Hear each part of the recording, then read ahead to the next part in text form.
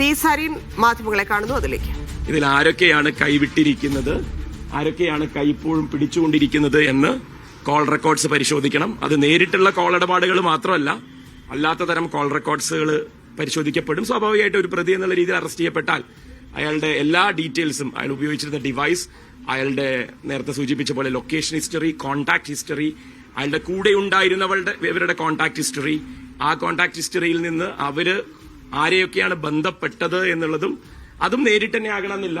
അതും ഇങ്ങനെ ഒരു first degree, second degree, third degree എന്നുള്ള രീതിയിൽ ഇതൊരു ചങ്ങലയാണ്. This is a crime syndicate. ആ ക്രൈം സിൻഡിക്കേറ്റ് എന്ന് പറയുന്ന സിൻഡിക്കേറ്റിലെ പ്രധാനികളായ 3 പേരുണ്ടായിരുന്നു. അതിൽ ഉച്ചിയിൽ കൈവച്ച് അനുഗ്രഹിച്ചിരുന്ന ഒരാൾ ഒരു 6 മാസം മുന്നേ ആ കൈ പിൻവലിച്ചു. അയാളെ എപ്പോഴും കേരളം പ്രതിപക്ഷ നേതാവ് എന്ന് വിളിച്ചുകൊണ്ടിരിക്കുന്നുണ്ട്. ആ ഉച്ചിയിൽ കൈവച്ച് അനുഗ്രഹിച്ച ആൾ ഇപ്പോ കൈ 6 മാസം മുന്നേ വരെ കൈ വെച്ചുകൊണ്ടിരിക്കുകയും പിന്നെ പിൻവലിക്കുകയും ചെയ്തു എന്നുള്ളത് കൊണ്ട് ഇപ്പോ അയാൾ നല്ല പിള്ളയാകുന്നില്ല.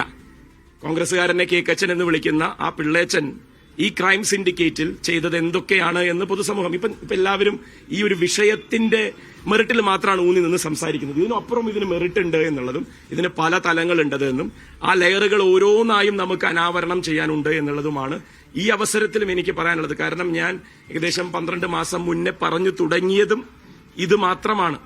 ആ നേരത്തെ സൂചിപ്പിച്ച ആ ക്രൈം സിൻഡിക്കേറ്റിലെ 3 ഒരാൾ വീണിരിക്കുന്നു എന്നുള്ളത് മാത്രമാണ്. വീണതാണോ, വീഴ്ത്തിയതാണോ, അതോ വീണതായി അഭിനയിക്കാൻ കൊടുത്തിരിക്കുന്ന നിർദ്ദേശങ്ങളാണോ നമുക്കറിയില്ല. Only time will tell. അപ്പൊ അതിൽ ഒരാൾ വീണിരിക്കുന്നു. രണ്ടാമത്തെ ആൾ ഞാൻ ഈ നേരത്തെ സൂചിപ്പിച്ച പോലെ ഇപ്പോഴും പ്രതിപക്ഷ നേതാവായി തുടരുന്ന ആ ക്രൈം സിൻഡിക്കേറ്റിലെ പ്രധാനിയാണ്. ആ പ്രധാനിയും ഇപ്പോൾ വീണാടും ചില ആരോപണങ്ങളും ഒക്കെ ഉയർത്തിയിരുന്നതാണ്. പക്ഷേ കോൺഗ്രസ് അന്ന് തിരിച്ചറിഞ്ഞില്ല എന്നൊരു പരാതി കൂടി എപ്പോഴും സരിൻ ഉണ്ടായിരുന്നു. അതിനുശേഷമാണ് മുന്നണി മാറിയതുമൊക്കെ.